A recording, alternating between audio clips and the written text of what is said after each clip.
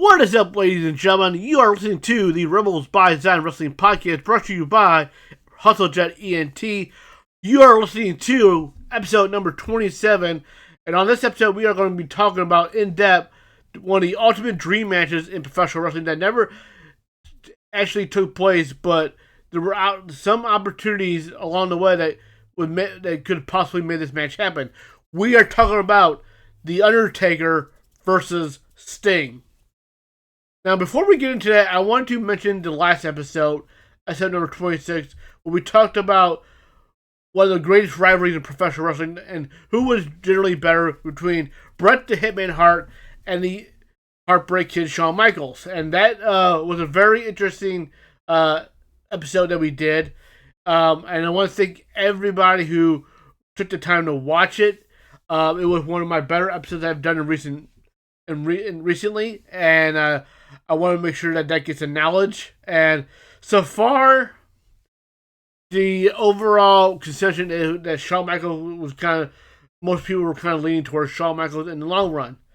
And it was been very, very close, and it's been a very interesting discussion that I have had about in regards of that particular episode. So, huge shout out to everybody who took the time to support that, the people who left comments about that, and I hope that continues on with this match. It's going to be an interesting discussion in its own right when we talk about this episode.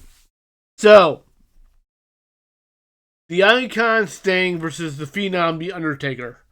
For the longest time, this has been one of the ultimate dream matches that a lot of fans have hoped to get at some point or the other over the years that wound up never, ever happening. Now, for me, who has watched both The Undertaker and Sting's entire career from basically their day ones, from when The Undertaker first showed up in 1990 in WWE, and as well as Sting showed up in the NWA that turned into WCW. And yes, I did see some of The Undertaker's matches prior to that, as Mean Mark Callis in WCW as well. Now, for many people, the match itself as being the ultimate dream match became a thing over time as both men's careers progresses. More so when Sting reverted to the famous Crow character in late 1996 and going forward. It's where and from that point forward, when this dream match for a lot of people really started to boil and heat up.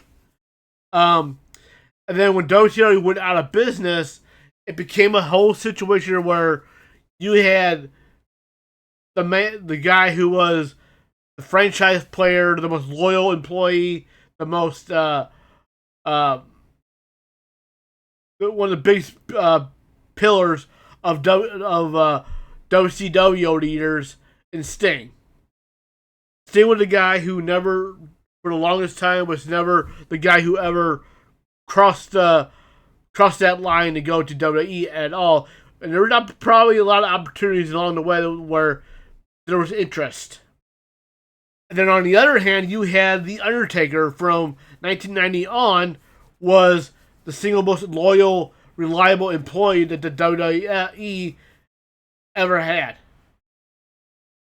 And to both of them, they became the company's most franchise player. The top guy, the most consistent thing you find on the roster was those two members for their respective companies. So this is why what helped me that become one of the ultimate dream matches, because you had The Undertaker, who spent decades being loyal to the WWE, was the most constant, no matter what was going on with the company itself, whether it's as high or as low. You always knew that The Undertaker was going to be there to help do whatever it can to keep it going. And on the other side of things, Sting was a lot the same way for WCW. Through the ups and downs of WCW, Sting was the constant, the guy who never left, the guy who was always there doing whatever it takes to help that company succeed. So when WCW went out of business, there was like a lot of people who were really hoping that maybe that would be the opportunity where Sting would cross that line and maybe see the ultimate face-off between the Undertaker and Sting. But again, it never happened. Sting took a little time away from wrestling, finished out his Turner contract, collected the money, and then he eventually signed with TNA, the NWA TNA Wrestling, as we know it today. Now, for me, from 1997 on is when really this match really started to brew, as I mentioned before, mainly because Sting reverted to a darker character, which was more, hey, there's this dark character in WCW, and of course we had The Undertaker, who was the ultimate dark character in the WWE and in wrestling history, one of the most famed characters. And the Crow Sting, took Sting to a whole nother level in popularity along the way. So those two elements are really what really brought this match into the thought process of too many wrestling fans. And even though I can't find it now, but I remember, I do remember seeing it somewhere in one of those wrestling magazines back in the day.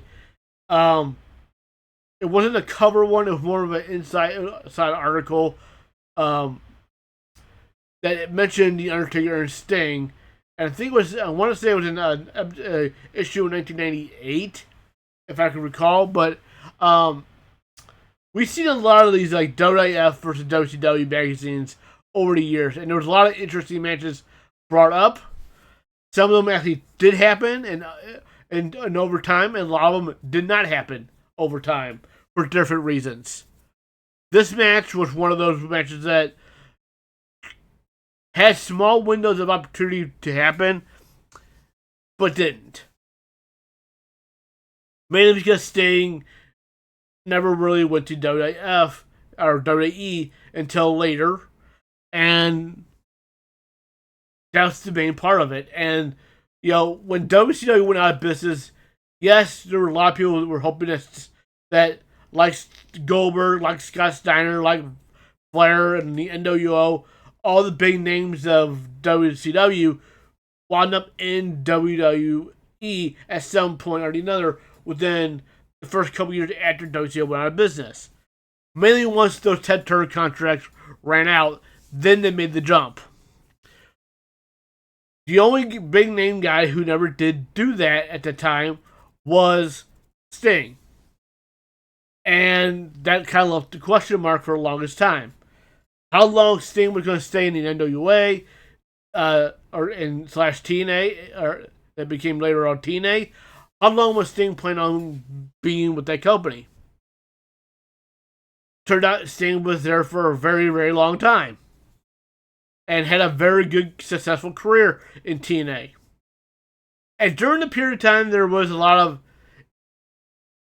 speculations and rumors of the possibility that Sting may be finishing up and making that jump.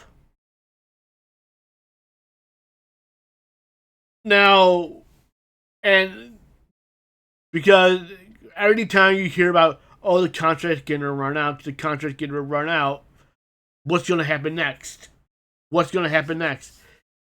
And usually Sting end up re-signing with the company. That's the main part, because we all know that The Undertaker was never going to jump to go to TNA or anything like that. So we know that the one constant thing was Undertaker was going to be in WWE. It was just a matter of question of whether or not was Sting ever going to make that jump. And judging by interviews and a lot of everything that we heard over the years with Sting, it seemed very highly unlikely for the longest time. Because Sting has gone on record on an interview at times stating the fact that he did not trust that he would ever be used properly in the WWE, because of he being a former WCW guy, which, he had the opportunity to see what happened with Scott Steiner, Booker T, DDP, and all the other big names who did make that jump, and how they were treated, and how most of them wound up being very, very unhappy. And it's hard to not disagree with Sting's reasoning of why he never made that jump for the longest time.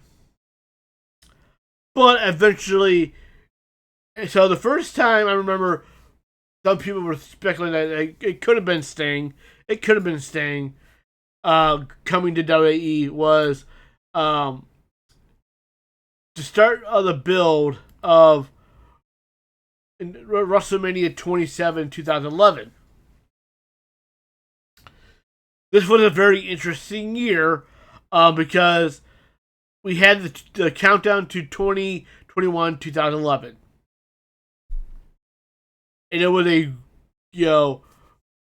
rainy video, dark, rainy video of a, cabin in the woods. Didn't see nobody for a lot of the first few videos. I do remember on social media, mainly Message Board at the time, that a lot of people thought that was Sting coming to the WWE.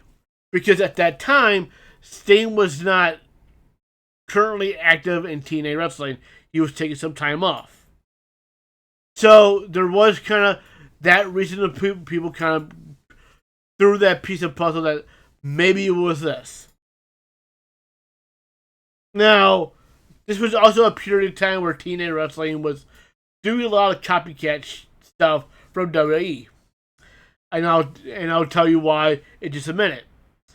Now we know that video countdown of promo videos that was hyping down somebody's return was the return of The Undertaker for the first time after WrestleMania 26 against Shawn Michaels.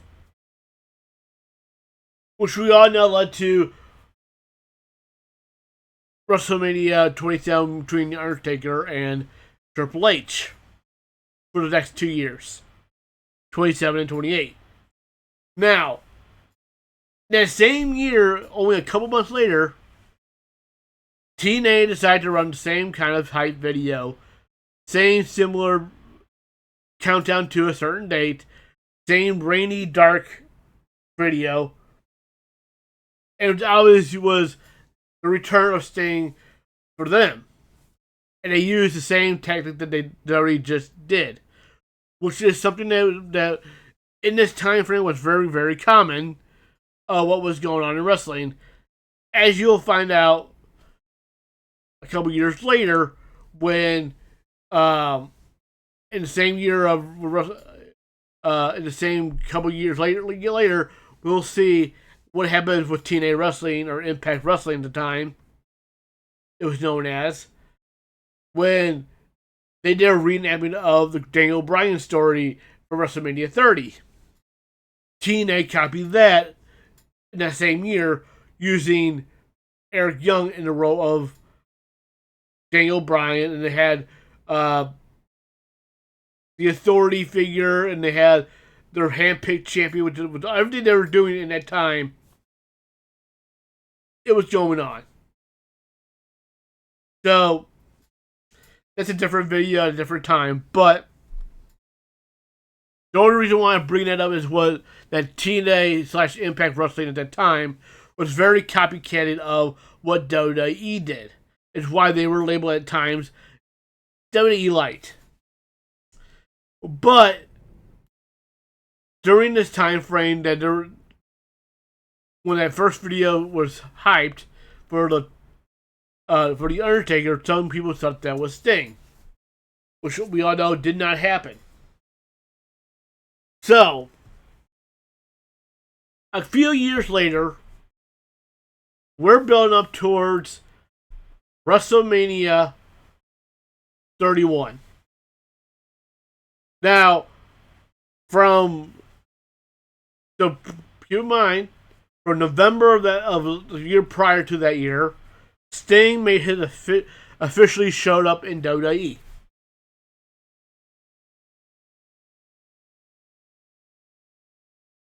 after a long, what if he's ever going to happen, what is going to happen moment, Sting finally showed up to WWE.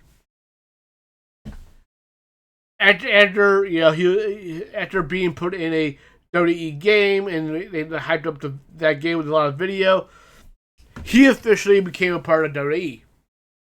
And many believe that WrestleMania 31 should have been the dream match of all dream matches between Triple H of The Undertaker and Sting, but it ended up being Triple H and Sting. And a lot of people did not like the fact that that was the match that they went with instead of the match that everybody wanted between Undertaker and Sting, which was the one and only time those two men wound up ever having the chance to wrestle each other. Mainly because later in that same year,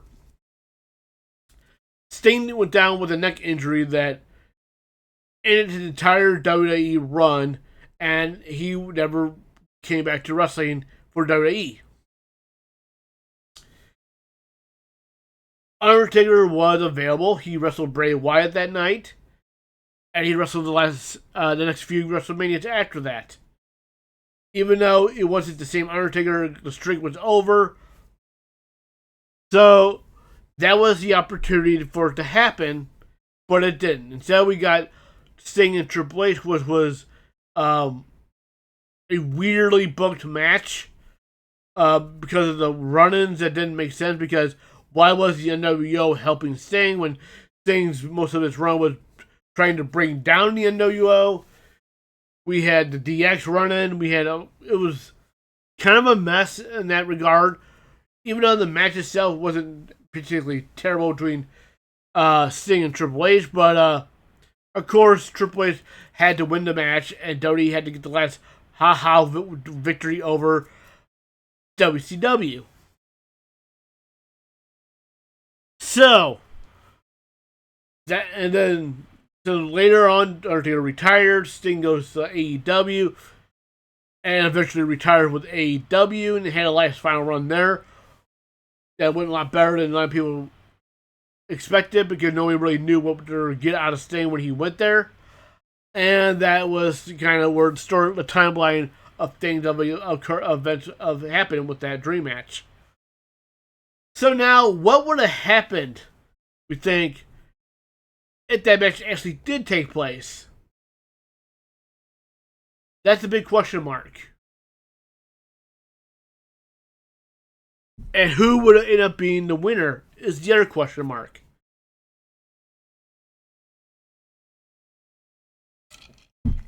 And it is very hard to say, because as someone who watched both men's careers and a big fan of both of them and their work, can I tell you right now, my top 5 all-time favorite male wrestlers, they're both in the top 5 for me.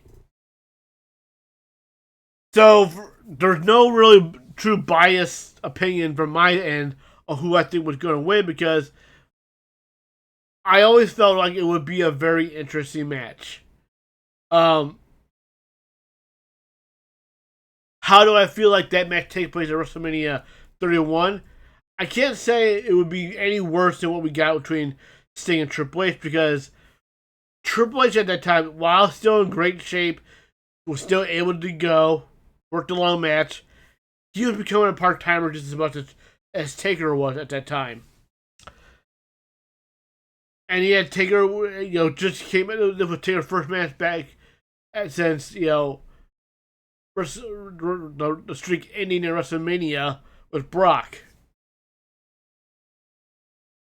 So on that platform, I do think the Undertaker was going to had to win at WrestleMania 31, just because Taker's streak just had ended, and they wanted to keep the valuable asset of what Undertaker WrestleMania meant.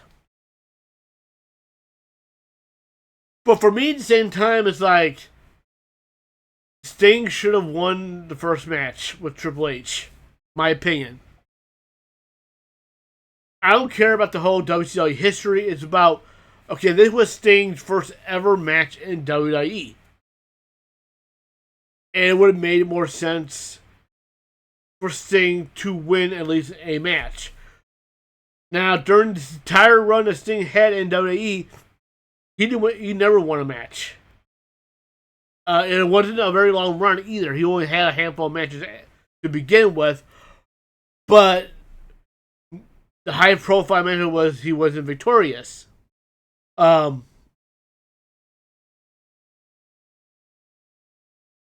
that kind of factors into, okay, his iconic status that, we know that Sting was the biggest legend in the wrestling business, but his WWE run was very lackluster, and it wasn't what anybody of us ever expected from it, and we've probably been wanting a lot more from it. But I will say that I still think even in that era, in that time, the Undertaker and Sting would have had a decent match. Now, of course, you would have want that match to happen sooner than that time, because even when, or even in, if it would have been the WrestleMania 27 turned out to be what some fans speculated, even if it was that WrestleMania, I would have preferred it as well, because again, they were a little younger, as Taker was still able to pull off great matches at WrestleMania. Because WrestleMania 31 was kind of like the beginning of was the true real beginning of you start seeing the Undertaker started to diminish as far as his performance has gone. It wasn't what it was the couple years prior to that. Even though Undertaker's schedule was getting lighter, it was becoming I'm only doing a WrestleMania match and then I disappear for the rest of the year. That was becoming the MO at that time, and it was going for it was the same thing we were getting after his matches with Triple H. Those and CM Punk and all those things was that was the only time you saw Taker was at WrestleMania, becoming the new normal at that point.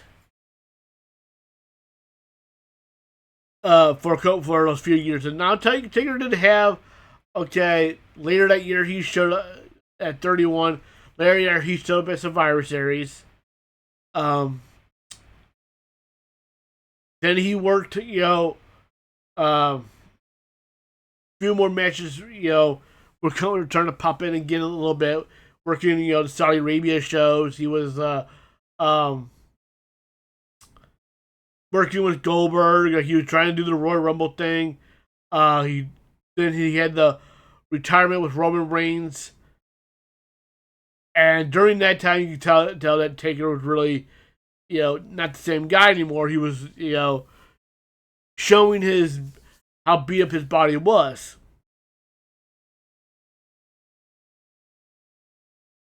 Now, at the same time, it's you look at it and kind of go, well, during the last few years of Sting's TNA run, he was you start to see Sting kind of becoming getting out of shape.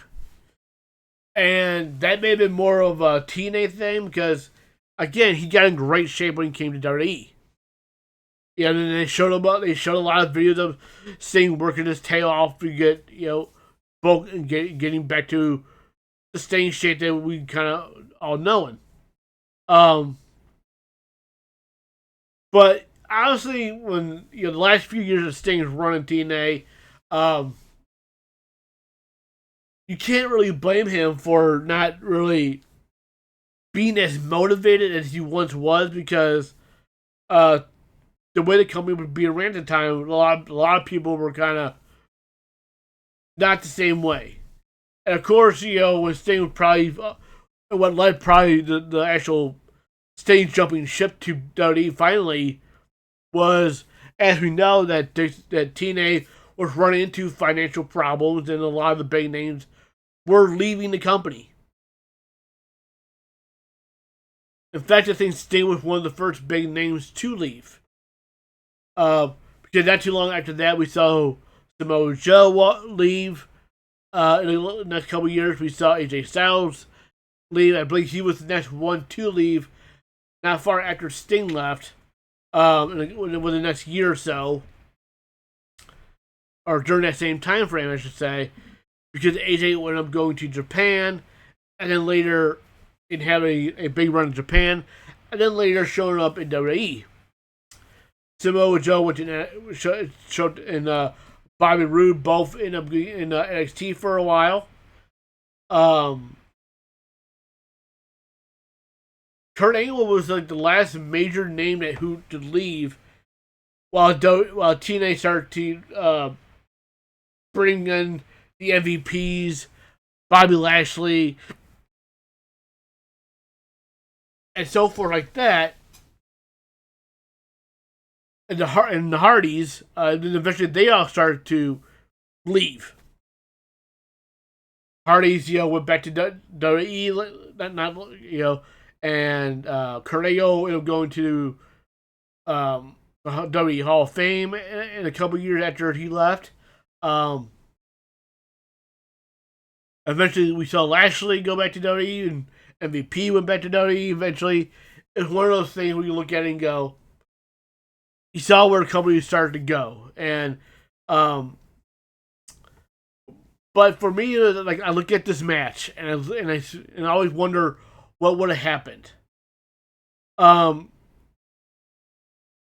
Especially when it was in their peak years, I think it would have been a more interesting match. Especially, we're seeing peak Crow Sting, peak Phenom, like the first half of '98 for both of them would be where I would one of the times I would have pitched it, or even if Sting would have made their jump instead of going to TNA versus that Undertaker would have been even better. Because I can only imagine what '97 Sting versus '97 versus '97 Sting versus '97 Taker would have been like, but like same time, like you go to '07, which and what '07 Sting and '07 Taker would have done. Because '07 Taker was really firing on all cylinders and match qualities and everything else during that time frame, and Sting was not far off of being taking that period of time. I got an amazing shape to take on for Jared the fall prior to that year. So I kind of look at those time frames and those eras and go, that would have been like the perfect opportunity where I would have wanted to see those two go at it most of all. Now, if WrestleMania 31 was that one and only time, I wish it would have happened. And there's a lot of other dream matches I could have, pinpointed at a time where if I could rewrite the history, would have done it this way. But those are matches, kind of those discussions that you'll find in future episodes. I would say, because I look at the Undertaker Sting, one of my top ultimate dream matches that I want to personally see, and the way I see that match playing out, it would have been a very interesting match because I know Undertaker would rely more on the power striking game. Sting was also a lot of a striker, but he also had the speed and quickness thing that he liked to do. Kind of, I'm not saying high flyer, but he can take to the air when he needs to. But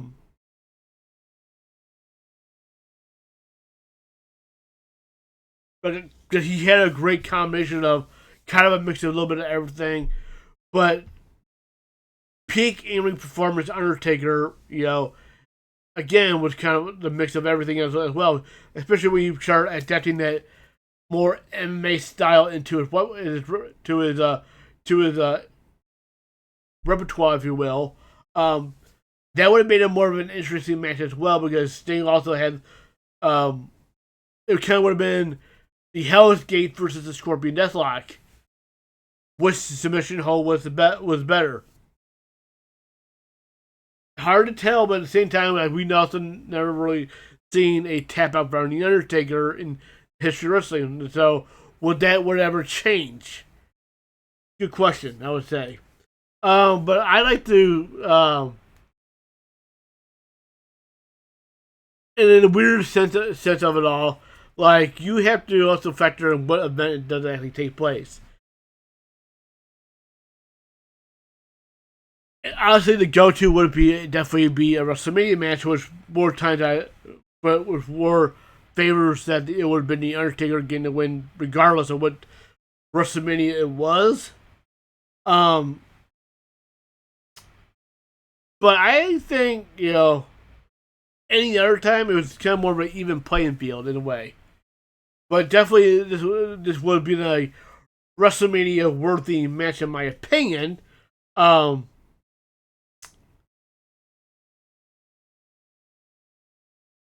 I would try to say